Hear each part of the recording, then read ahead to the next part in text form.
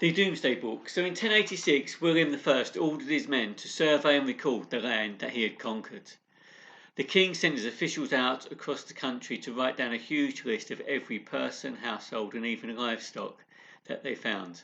And this list eventually became the Domesday Book, which was significant in a number of ways.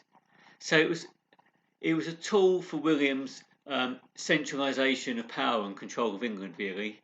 It became financially significant because perhaps possibly William was going to use the survey to reverse some privileges of tenants-in-chief so that he himself could get more money.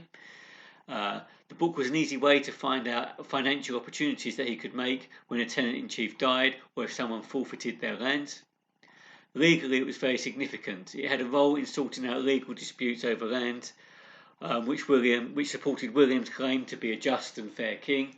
And militarily, it was also very significant because William had feared another Danish invasion, so the book may have been connected to his preparations for this by seeing how many extra soldiers each tenant-in-chief could indeed provide.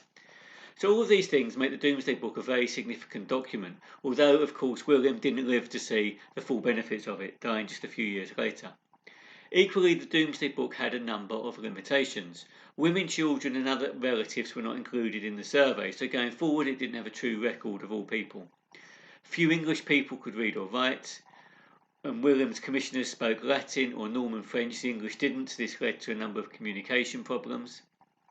Equally, the English, of course, were not pleased about answering questions in the Domesday survey, and in fact the survey itself didn't include all areas of Britain. So, for example, London, Bristol and Winchester were missed out.